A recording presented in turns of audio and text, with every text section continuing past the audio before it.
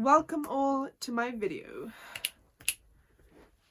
Today it's really hot and I'm dying, and I probably shouldn't be wearing something knitted. Let me close the window. Okay, so today what I wanted to do is show you my level 9 sketchbooks for art. So right now I'm in year 12, but I just finished my art GCSE. I managed to get a level 9 in it, so I wanted to show you my progress from last year's video that I made showing my year 10 sketchbook, which is this one. I'll quickly flip through it, but it's like, to be honest, it's not the best. You can go watch that video if you want, I'll link it somewhere, but it wasn't very long. It was only one book, and overall I got a 6/7, maybe even just a 6, which is B. So I went from B last year to a 9 this year, which is A star star. So good improvement, I think. Anyways, this is, you know, some things that were in my book. Yeah, overall it wasn't a particularly good book. After doing 2 more books, these are my year 11 book, I realised that my year 10 one was rubbish. I will start this video by saying that art GCSE is really difficult, and if you don't have the time to put into it, don't do it. So let me start with my book 1, which is component 1, personal investigation, and this unit was shape and light. Okay, let's start. Every single book we start with a mind map of what we could progress into, because the whole point of art is to sort of have an idea and then roll with it and see where it takes you. So I just started with a mind map with shape and light. Pretty simple stuff. Then we moved on to drawing some basic shapes. There we go. Yep, our teacher just gave us some things to draw and we just put it on the double spread. Here we did paper cut, and I just took some pictures of things around school and around my local area, and I just sort of copied them and did a cutout. Here is my initial cutout, and then I photocopied that and I sort of messed around with watercolours. It's not very good, but it does show that I am thinking about how I can expand one piece of artwork and make it into something else. Next is lino print, and I love lino print. It's really great. So I chose this photo I took right here. I made it into grayscale, and then obviously I just did lino print which is where, you know, you do layers upon layers of ink and you build up an image. And I don't know how well you can see how the image turned out. This is just the final layer. These are some of the last ones. This one is quite nice. This one's alright. And yeah, it shows examiners that I can use a variety of things in my work, a variety of styles. Here is my first artist analysis. I chose Arthur Bordalo, and basically what you just do is you choose some of his work, then you write about it, pretty simple, and you try to replicate their style in whatever work you do. Ooh. Next. So after that I did take some primary pictures, which are pictures you take yourself of rubbish, because I thought about Arthur Bordalo's work and how I could recreate that. So he often used junk in his work, so I decided to take pictures of some in my local area. So yeah, you can just see those. And then I have a page on investigating litter, and this is just me drawing and explaining about different litter and how it affects wildlife. Like that.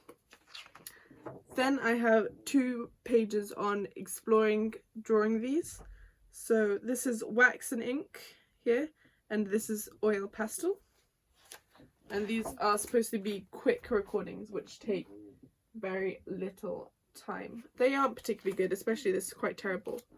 but the fact that you just try new things out is what the examiners want to see. Next, I did a Collagraph of my cat, which is something natural, but for the Collagraph I used things which were junk, like string, cardboard, grass, things like that, and I basically made a print. So I printed that on this page. Next, I just decided to print that on some junk, which is newspaper and, you know, clippings of advertisement, so showing how we exploit goods and that leads to loads of junk and wastefulness. So yeah, and then I just talked about that a bit more. My next artist analysis is Lawrence Valerius, like so, and you can see me exploring some of her art there.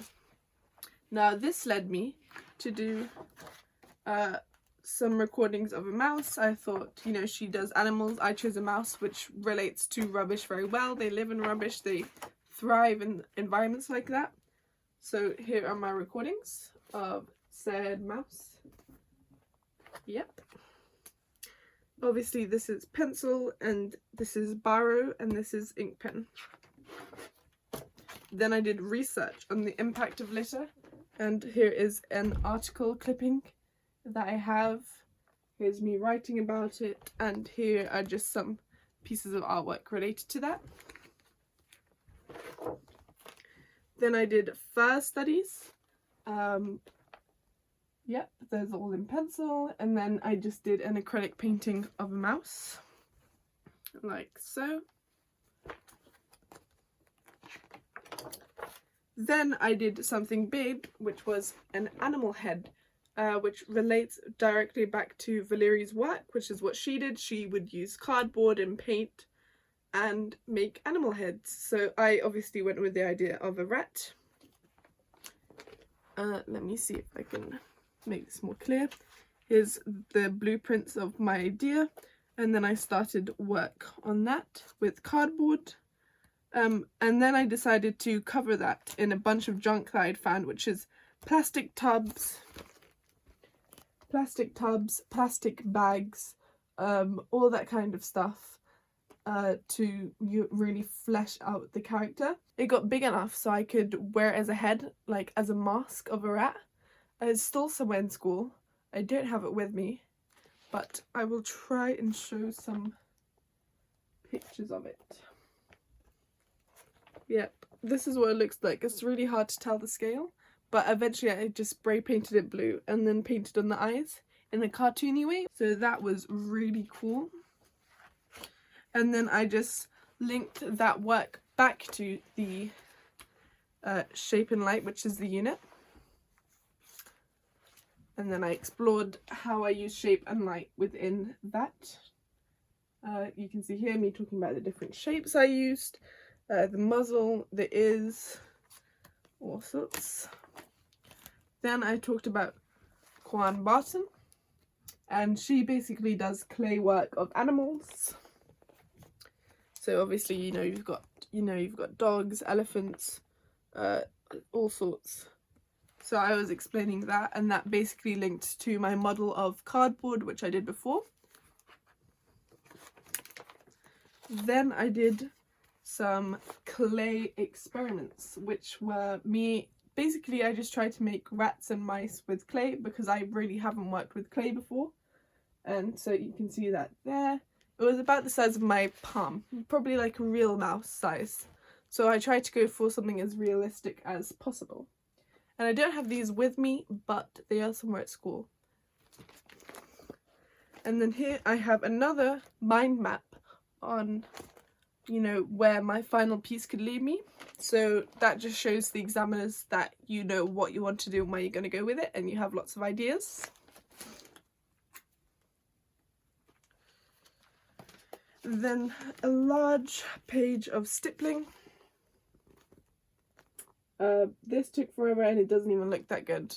So I don't really like stippling, but it's just another way of drawing that the examiners could see that I could do.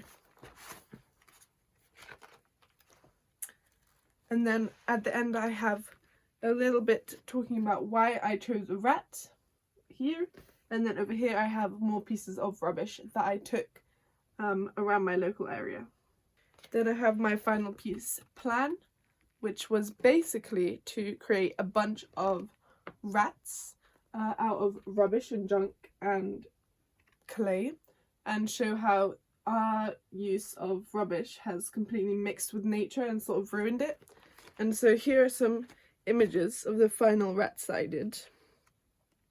I did, I think, 4 or 5, and there's, of course, you know, you've got a sleeping rat, you've got this one here which is standing and it's got pieces of plastic sticking out of it, and this one here which is sort of hunching with more junk just sticking out of it,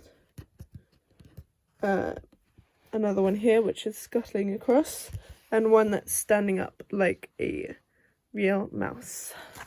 And these are all quite big, probably about the size of 2 hands, like this big. Quite large. Here are some more pictures of them. There we go. Some more rats. This is my mega mutant rat, which is half clay, which is natural, and half junk. And I chose this rat as my favourite, and I took him out and I placed him in sort of environments where natural rats would be. You know, by the wheels of a bin and by an actual bin, which is kind of ironic because it says caring for our environment. I chose 3 photos that I like the most. You know, this one up here on a ping pong table. I just wrote a bit about it there. You can pause if you want to read that. And I decided to experiment with making things more bright and grayscaling the rest. There we go.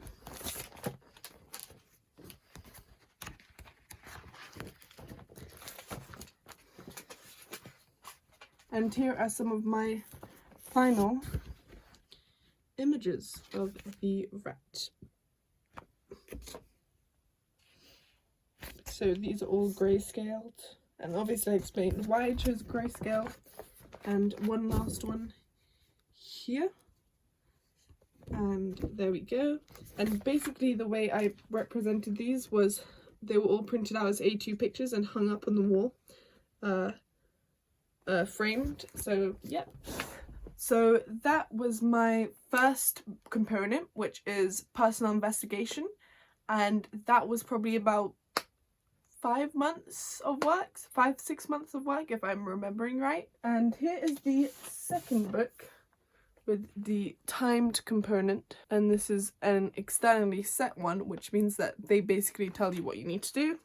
And the project was on reflections, so I started with reflective. Obviously I've got a mind map talking about, you know, what I could do. Then, of course, we've got a double page spread of things reflective, and these are things that are wrapped in foil. Then I've got a page on Anthony Gormley, who does, you know, statues and things. So I thought he was really interesting. And so I extended that and I looked at poses of people and statues, and I decided to draw some. Now I'm going to say a lot of this work is a bit underwhelming, but hey ho. Here's a coloured one with pencils, and then here is just me trying to make my own sculpture like Anthony Gormley would. And then I decided to wrap the structures in some rubbish, some packaging which were you know, reflective, and see how that looked. And then I looked at Hundertwasser, probably not saying that right. And then this was basically talking about his idea of 5 skins. And then I decided to explore each of the 5 skins. I started with the epidermis. Ta-da! There we go. I'm pretty proud of this page. And first I started embroidering, you know, a hand. I use a sewing machine to do this. Then I took some pictures of obviously my hand. You know, I explored using stitching, and then I did an acrylic painting of my hand, which, you know, I think is pretty good. And then, okay, so when I was stitching this one right here, I was almost finished. Everything went swimmingly. It was the first time I was using a sewing machine, and the lesson had just finished. I was finishing up. I was about to go to break, and there was a piece of thread at the bottom of the foot which slipped in, and so I wanted to pull that out. Now I was very dumb, and I didn't turn off the machine before I did that, and I went to reach for it like this, where the foot was, and then my foot slipped, pressed on the pedal, and the needle went through my finger, and it was a whole thing. Like, multiple teachers had to be called to get me out of the machine. I bled everywhere. I had to be taken to hospital for it to be pulled out. I'll put some pictures of the whole situation up. So that was a big thing that happened. Completely my fault, to be honest. And then I explored the second skin, which is clothes, and I decided to choose shoes, because if you live in London, if you're in a secondary school, if you live in the UK, you'll know that people really care about shoes. So I decided to talk about that, and I did that in lino print. And then obviously I went over the lino prints with, you know, pen and stuff, and explored how I could improve them. More lino prints of shoes. I chose Nike shoes. And then I did the third skin, which was home. And this is just a print of my house. Nothing special. Look, the page isn't even finished. It's literally nothing special. I had nothing to write about this page, to be honest. That's why it's not finished. And then the fourth skin is identity, and I chose London. And so I went and I took some pictures of, you know, buses and post boxes and telephone boxes, and I sort of just did a load of the iconic red stuff. Here is a double page spread on post boxes, which were all done in a different medium. Then I decided to look at piercing the skin, which obviously relates to my injury, which I talked about earlier. We'll get to that. So piercing the skin, I looked at the skin of identity and the terror attacks in London and how there was an explosion on a bus, and so I tried to represent that with recreating a bus in cardboard and then skewering it. So there's that. Yep, I wrote about that there.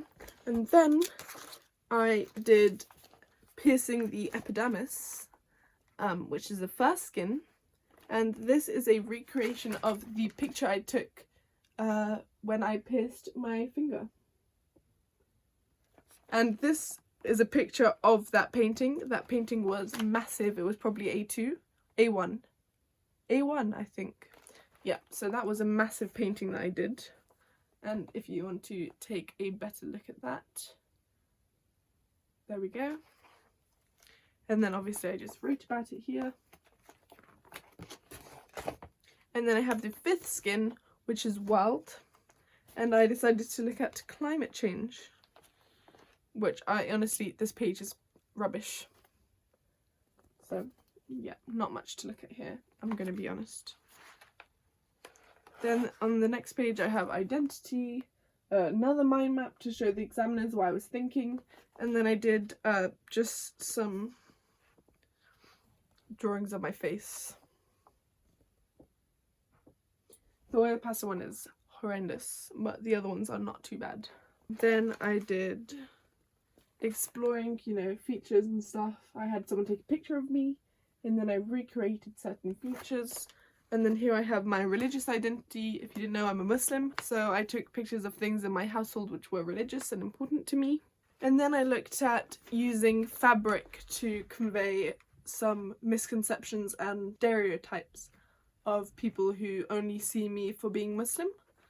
and what the stereotypes of the Muslim community are. So I explored that through, you know, there's 9/11, you know, bombs, dumb, oppressed, misogynistic, terrorist.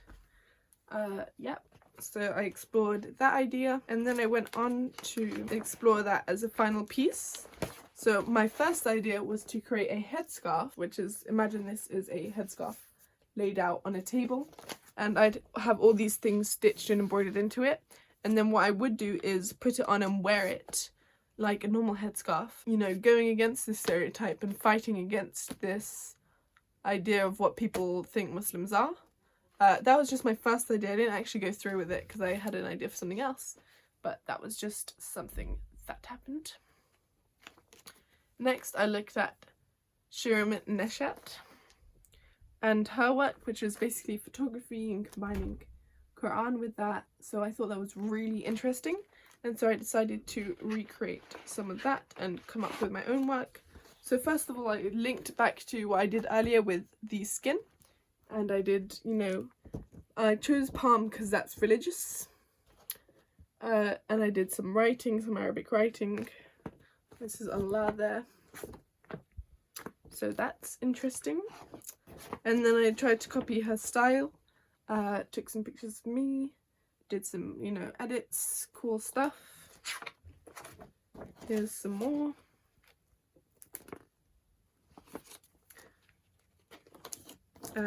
Last one.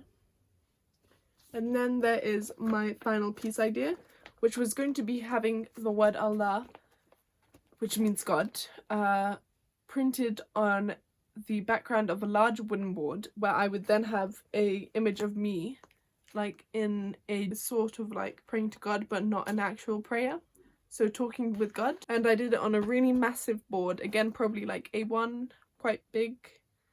And I did the prints with lino printing, and then the me with acrylic paint. So lastly, here is some work that I did. I've got tears, I'm crying here. Here's me with blood through my hands. Again, more tears with thread, which is linking back to what I did in sewing earlier. Here's me smiling happily. Yep. Here is a picture of my final piece, which, I don't know, it was alright, it was amazing. And basically I had a needle through my palms, which represented religion, and a needle through my brain, which represented identity and stereotype. But yeah, I didn't really like the final piece. It was alright, it was pretty big. I like the prints in the background. Yep, you can read about that there. And then this is the picture it's based off of. If you want to read anything, just pause. So, those two books were what counted for my grade. I got a grade 9, which is fantastic. I was really happy with that. As you could see, a lot of the work there was not very good art. But what I did get a lot of marks for was my good ideas, and like always writing down what I'm thinking and moving through different ideas, and, you know, relating that constantly back to what the project's about, so reflection or shape and light, and I think that's what got me the 9. So yeah, thank you for watching, and I'll see you.